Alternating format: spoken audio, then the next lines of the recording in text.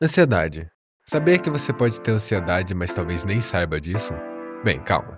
Antes eu vou te mostrar alguns tipos de ansiedade e até mesmo as suas principais características.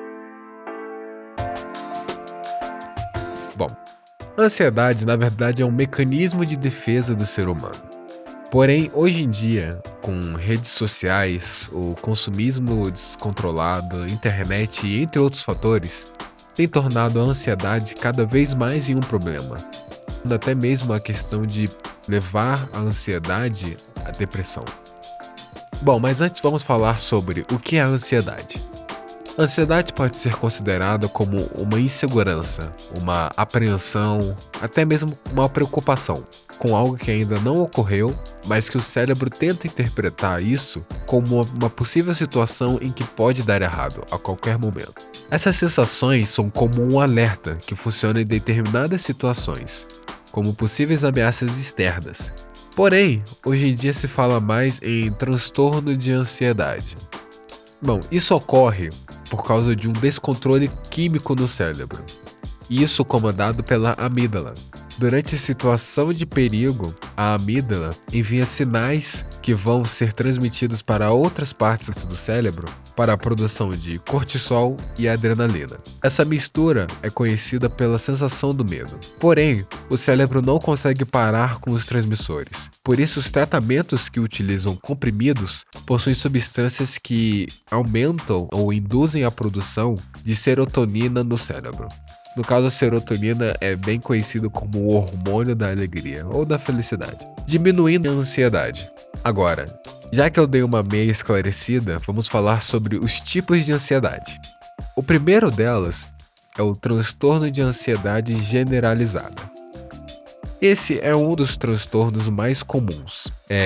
Ele se caracteriza por um acúmulo de preocupações frequentes, sendo problemas sociais, estresse, com isso podendo ter como efeitos colaterais a irritação, a inquietação, a sensação de querer fazer várias atividades ao mesmo tempo, até mesmo o ranger dos dentes que pode levar ao bruxismo, a falta de concentração e até mesmo a insônia.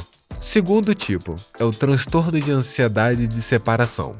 Bom, esse seria considerado como o medo de ser separado de alguém, um animal, um objeto ou até mesmo de uma casa. Em Bluey, o personagem Mackenzie, no episódio Espaço, demonstra muito bem como é essa ansiedade. O transtorno de que ele acredita que foi abandonado pela sua mãe. E isso foi e é um problema, pois pode deixar uma pessoa apática, com dificuldades de se comunicar, ou até mesmo podendo levar a um trauma mais para frente. Terceiro, mutismo seletivo. Bom, esse é bem mais comum em crianças do que adultos, mas não significa que adultos também não podem possuir. É basicamente a pessoa não consegue conversar. Não é que ela não queira, é que ela não consegue. É uma ansiedade que afeta muito a questão social. Outra comparação é a Come, em Come Can't Communicate. Quem possui esse tipo de ansiedade procura outra forma de se comunicar, que não seja verbalmente, pela dificuldade de falar, podendo ser escrita ou até mesmo a utilização das mãos. Quarto, você sabia que fobia é uma forma de demonstração de ansiedade? Bom, basicamente é um medo excessivo em situações muito específicas, como medo ou a fobia de baratas, de altura, de cobras, fundo do mar, a famosa talassofobia, e entre muitos outros tipos, sendo uma resposta automática, e às vezes ocorrendo de forma irregular, como exemplo, uma pessoa ouve falar sobre cobras e entra em transe em desespero, sendo que nem havia cobra perto dessa pessoa. Quinta, fobia social. Bom, esse é considerado pela sensação de estar sendo julgado pelos outros, com pensamentos de que as outras estão lhe julgando, porém, a outra parte, se bobear, só olhou para essa pessoa e ela já está considerando como se estivesse sendo julgada. Ocorre uma valorização da opinião dos outros, e isso em um nível muito alto e que pode levar a esse problema. Sexto, transtorno do pânico. É basicamente uma crise de ansiedade aguda, ligados a um momento muito intenso, desespero, isso afetando muito a questão física e emocional. Geralmente vem em picos de cortisol e adrenalina, em níveis muito altos. Porém, tem uma duração relativamente pequena, podendo levar a enjoo, tontura, a sensação de asfixia, ataque cardíaco, falta de ar, calafrio e até mesmo medo ou sensação de morte. Há algumas pesquisas que alegam que situações como essas não precisam necessariamente de um gatilho. Situações do dia a dia podem acabar desencadeando em um ataque de pânico. Sétima, agorafobia. Bom, essa fobia é uma fobia bem mais específica. O agorafobia é um medo de espaço e insegurança. Na verdade, pode ser medo ou insegurança do exterior, de lugares abertos ou até mesmo de lugares fechados. Basicamente, é um medo que se pode se declarar como o medo do imprevisível.